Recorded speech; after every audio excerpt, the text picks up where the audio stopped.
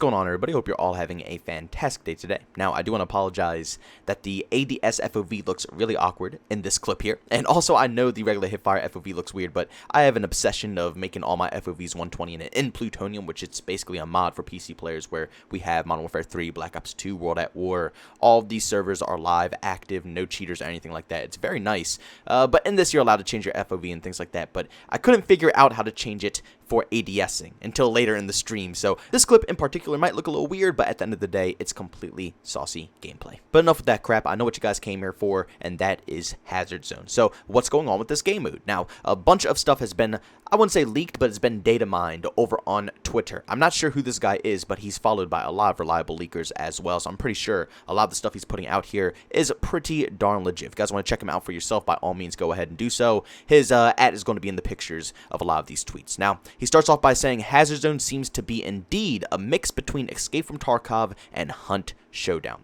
The orbital map in Battlefield 2042 has built-in support for this game mode. Other known locations can't be verified without additional data. No sign of Hazard Zone exclusive map available. Then he goes ahead and says, expect to collect intel from data drives and crashed satellites in Hazard Zone. After a briefing screen and insertion via Lilbird, it's up to you to search the area. The danger of losing equipment can be countered with a loadout insurance, one of numerous tactical upgrades. Also, just really quickly so you guys can see what other tactical upgrades are in this game, I'm going to flash up this picture. I'll cover it later, but just so you guys can see initially, there's spotting duration, starting armor, loadout insurance, satellite info, deploy speed, extra respawn beacon. Like I said, we'll talk about this later, but this is all the stuff here. Following up, he says, Battlefield Hazard Zone maps seem to feature various points of interest like ammo stations and uplinks. Here you can call for Ranger, or whatever they're called, robot dogs, or HDT Storm ATVs. There are also links to a respawn sequence with states like start, pause, resume, and abort. This is where it gets pretty cool. He goes on and says you might encounter AI soldiers like a patrol using a Jaguar,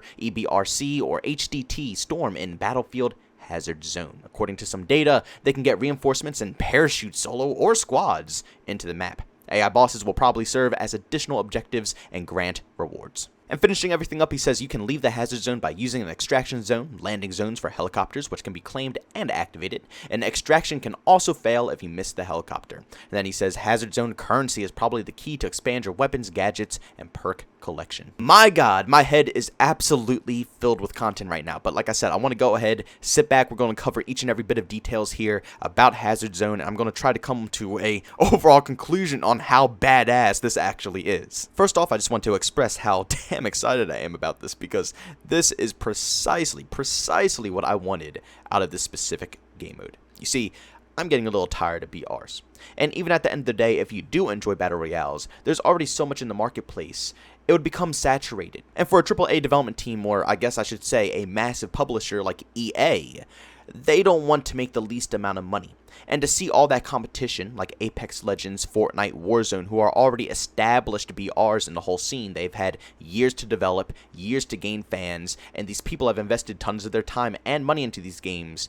The thought of them jumping ship for their game right now in the life cycle that they're currently in is probably not going to happen. So BR wasn't going to do Battlefield 2042 too much justice, and would have probably killed the whole game mode of Hazard Zone. So, in my personal opinion, I thought it would be better if they branched out, and Escape from Tarkov was the direction that I wanted to take. You see, Escape from Tarkov is such a complex, very hard to learn type game. You must invest a lot of your time, and I'm not talking about hours, I'm not talking about days, not even weeks, months probably, maybe even a year plus of your time to understand this game, know how it works, understand all the fundamentals. It is an extremely, really hardcore game, and it's nearly impossible to understand if you just want to put a little bit of playtime in.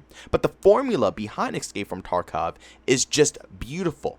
The life-death situations and how hardcore you take your moments, knowing that not only is it like BR where you have one life, but it's even more than that. The things that you take into the arena with you, the things that you find while looting around, all of that stuff will be gone. Let's say if you bring in your best gear because you know you're going against the best enemies, well, if you die, you're not getting that stuff back. It's gone. And that formula added a different type of adrenaline. You get a different fix from each and every style of game. 6v6, you get a different fix. Battle Royale, you get a different fix.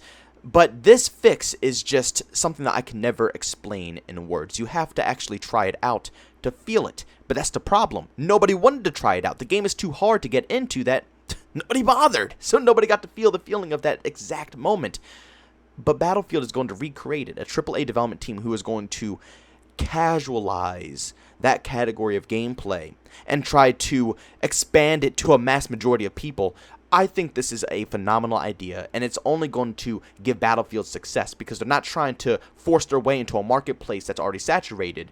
They're putting themselves into a marketplace that's still growing. You know, Escape from Tarkov is a one-of-a-kind game. There's no other games really out there that can really mimic that style of gameplay. So to see that they're going to be branching off, this might not only bring in a ton of new players to play Battlefield, but this might pop off for Escape from Tarkov as well. They're getting a AAA development team game to branch off on the core idea of Escape from Tarkov. They're going to get benefits from it as well. It's a win-win for both games. Now, there is one thing that I am kind of a little worried about, and that is the loadout insurance. Now, in Escape from Tarkov, you can put insurance on your stuff, but I'm worried that in Battlefield, this is going to go a little too far because, like I said, it is a casual game. It's not going to be as deep as Tarkov. So if you're going to be able to put insurance on every single class that you possibly have and cover everything on your guy, that's going to take away from the core feeling of the game. You see, this isn't Battle Royale. Your goal isn't to become last alive or to win the overall match. Really, the thrill just comes from looting and getting into engagements knowing that you're either about to lose everything that you have on your body, so the fear of actual death, or the thrill of knowing that you're going to become rich after killing that guy and taking all of their precious loot. That's the whole fun of the game mode. So if you can constantly put insurance on every single class as a start out, that's going to take away from that vibe. But I don't know how tactical upgrades are going to work. I don't know if this is going to be something that you have to purchase ahead of time. And also, there's multiple other replacements as well. So it's not just loadout insurance. Let me actually pop up the picture one more time for you guys. Like I just said, I'm going to read them off. Spotting duration, starting armor, loadout insurance, satellite info, deploy speed, extra respawn beacon, extra intel storage, throwable ammo, that sounds pretty cool actually, faster healing, also really cool, ammo increase, bonus AI reward, and bonus intel reward. So with all of these different options, maybe it will encourage people to choose other things over loadout insurance. I think honestly bonus AI rewards and stuff like that, I would choose personally over loadout insurance, or maybe even starting armor or faster healing and stuff like that. I definitely see stuff in this list that I personally would choose over loadout insurance every single game. So far so good. We just got to make sure that they're all balanced out. But also talking about bonus AI rewards,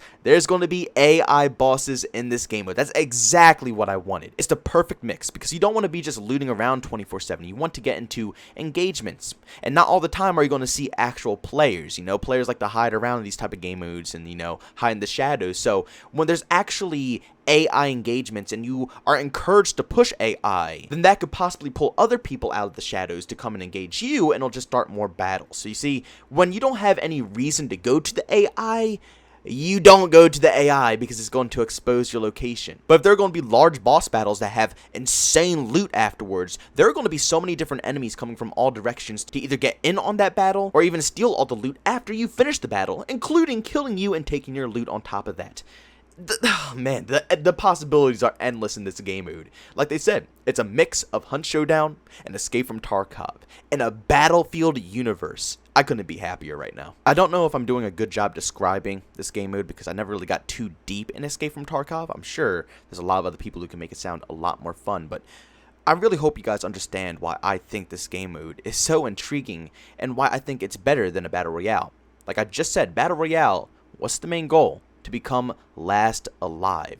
There's no reason for you to move, and no matter how many OBJs you put in the map, bounties, recons, no matter what it is, the average player who doesn't give a crap, when they look down to the core reason you're playing that game mode, what is the objective of Battle Royale, is to be the last person alive. So at all costs, I'm going to be last alive. They'll camp in corners, they'll camp in dark buildings, they'll do anything in their power to get to final zone and just get one final kill to end the whole game. There's no reason to move. But in game modes like this, it gives you almost the same exact rush as a Battle Royale, but more, because the whole incentive of playing a game mode like this is to find loot, you know, scavenge stuff, sell stuff, make money, get better stuff, better weapons, better attachments, better armor, buy ammunition, because in game modes like this, ammunition is very rare. You're not going to be bringing in that much, just to let you guys know that as well. If it's going to be anything similar to Escape from Tarkov, you have to hold on to stuff, you know, like I just said, that when you die, you lose everything. So if you bring all your ammo and you die, you lose all that ammo, and it's probably going to be expensive to buy more. So with all these things running around your head, your main goal is to go in there, Find as many things that you can sell at all costs so you can really beef up your class. And then it gets to a certain point where you beef yourself up so much that you don't even have to do objectives. You don't have to follow any storyline, no OBJs, nothing. You just got all the armor. You could just go in there and start slapping people around. But it takes forever to get there. It's a hard grind and it's a thrill. But because the objective is to find loot, that encourages people to move. They can't just go in and camp in a corner until the thing is over. No, they're gonna lose the raid. They didn't get anything and they didn't even extract. So, GG, you lost. You see what I'm saying? That's why it's far superior than BR. Because eventually you will find people. Either people are going to be trying to go to the AI bosses so they can get loot, or they're going to be going to different buildings, different areas to get loot. And yes, every once in a while they will be camping because they don't want to die. But it's not going to be in the stupidest locations. You can eventually predict it once you learn the maps, once you know the looting locations, once you know where AI bosses are starting to spawn, or where they're even at currently on the map. You can kind of get a general idea of where these people are going to be around. But I'm done rambling your guys' ears off about this stuff. I'm just really excited about it. This game mode looks fantastic, and especially for a guy who's getting tired of battle royales and just wants something fresh, this is definitely unique. It's an experience actually that not too many people can enjoy because console players can't even play Escape from Tarkov. So this is really going to expand on something that a lot of people have never witnessed. And that's why I think it's going to be potentially the next big thing, especially with a AAA development team and a publisher like EA who could dish out millions of dollars towards this project.